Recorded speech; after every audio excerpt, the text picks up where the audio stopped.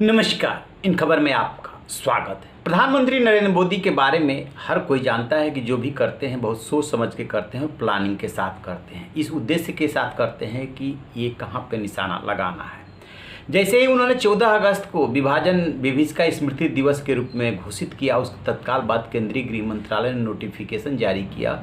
वैसे ही लगने लगा कि आखिरकार अचानक ये क्यों किया गया। क्या अचानक किया गया था? बिल्कुल नहीं। प्रधानमंत्री ने काफ़ी सोच समझ के बोला था। पहले से तैयारी थी, गृह मंत्रालय तैयार बैठा था। जैसे ही उन्होंने बोला, नोटिफिकेशन जारी कर दिया गया और ये कहा गया कि जिन्होंने अपना बलिदान दिया, अपना सब कुछ न्यौछावर किया, उसकी स्मृति में ये किया गया है। अब भला प्रधानमंत्री नरेंद्र मोदी ये बीजेपी या मोदी सरकार कुछ करे और कांग्रेस उस पर तंज न कसे, ऐसा हो नहीं सकता। एक सवाल तो मन में हर किसी के उभरा और सोशल मीडिया पे बहस भी होने लगी कि प्रधानमंत्री नरेंद्र मोदी ने अचानक ऐसा क्यों किया, क्योंकि इसके पहले बहुत ज़्यादा इसको लेकर के चर्चा नहीं हुई थी। लेकिन उसका जवाब भी आ गया। पाकिस्तान से इसको जोड़ा जा रहा था कि पाकिस्तान आज अपना स्वतंत्रता दिवस मनाता है, ज़रूर इसका कोई मतलब होगा। लेकिन अब कांग्रेस ने पूरी पोल खोल दी। कांग्रेस का कहना यह है कि जो नरेंद्र मोदी कभी पाकिस्तान को 22 मार्च के नेशनल डे पे पत्र लिखते हैं, बधाई देते हैं और 14 अगस्त पे बधाई देते हैं, उन्हें अचानक जो है विभीषिका स्मृति दिवस घोषित करने की क्या आन पड़ी। उत्तर प्रदेश का चुनाव है, इसलिए ये सब कुछ हुआ। आप 22 मार्च का वो हवाला समझ लीजिए। 22 मार्च 1940 को पहली बार जो है बंटवारे का इन्होंने प्रस्ताव पारित किया था मुस्लिम लीग ने, तो उसके उपलक्ष्य में नेशनल डे मनाते हैं। तो उस पर जो है प्रधानमंत्री नरेंद्र मोदी ने चिट्ठी लिखी है। आप देखेंगे वीडियो में वो चिट्ठी, उसको निकाल लिया कांग्रेस ने।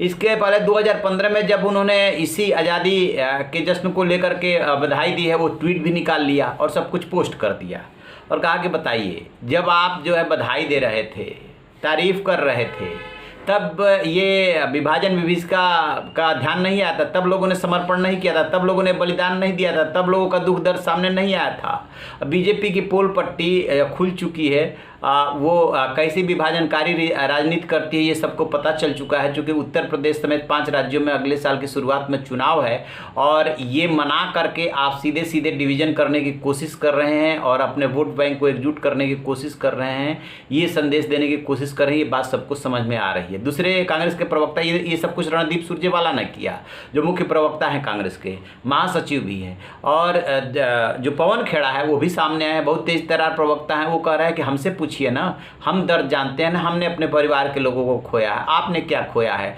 आपके पूर्वज जो जिस विचारधारा के थे उन्हीं की वजह से तो विभाजन हुआ। एक तरफ वो लोग थे, यानी पाकिस्तान की तरफ इशारा है, दूसरी तरफ आपकी विचारधारा वाले आपके पूर्वज थे, उनकी वजह से विभाजन हुआ। दरअसल बीजेपी आरोप लगाती रही है कांग्रेस पे, और कांग्रेस पे आरोप शिद्दत से लगता है कि नेहरू जी की पीएम बनने की जल्दीबाजी में ये सब बंटवारा हुआ।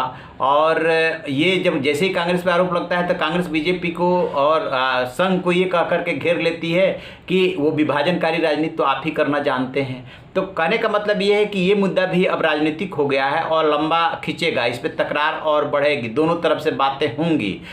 इधर से कहा जाएगा कि हम तो साफ मन से स्मृति मनाने के लिए, उनके बलिदान और समर्पण को याद करने के लिए किया। उधर से कहा जाएगा कि जी नहीं, आप तो वोट बैंक के लिए सब कुछ कर रहे हैं। वैसे राजनीति में होता यही है, असलियत भी यही है। लेकिन कहने वाले क्या, सब कोई अपना अपना तर्क देगा, अपने को पाक साफ साबित करने की कोशिश करेगा। तो इस पर हमारी नज़र रहेगी। जैसे कोई अपडेट मिलेगा आपसे साझा करेंगे। आप रहिए ना बेखबर, देखते रहिए इन खबर। Thank you.